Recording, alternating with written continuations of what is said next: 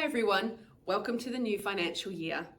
As the new year commences, it's a good opportunity to reflect on the progress over the past 12 months and a chance to set some new fresh goals for the 12 months ahead.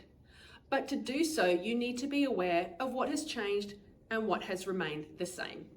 So, what's changed? The superannuation guarantee rate has increased from 11.5% to 12%. This means if you're an employer, you now need to pay your employees an extra 0.5%. Business owners will need to factor this in as an additional cost to their business.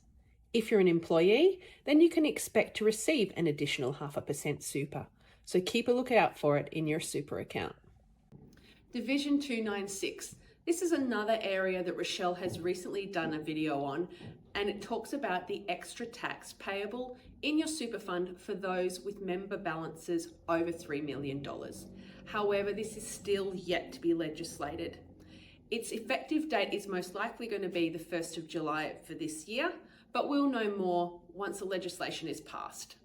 The $20,000 instant asset write-off is still available for businesses with turnover under $10 million. The timeframe has been extended as it has in the past, and so you can continue to claim an instant asset write-off for those assets that you purchase under $20,000 during the year.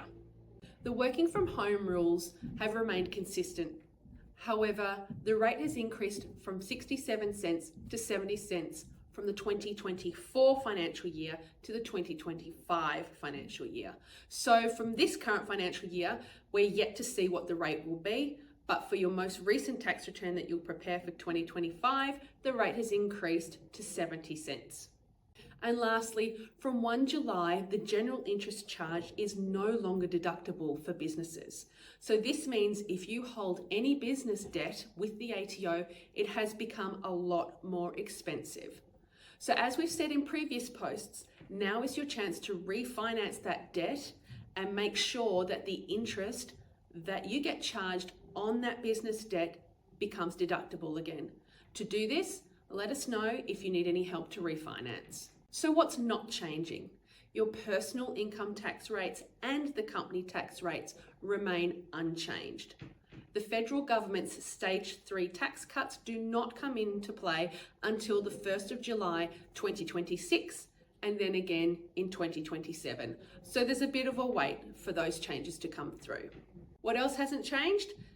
The concessional and non-concessional contribution caps for superannuation. The concessional cap remains at $30,000 whilst the non-concessional cap remains at $120,000. The Medicare levy still remains at 2% for most taxpayers. If you're looking for more tax hints and tips, head over to the content page on our website.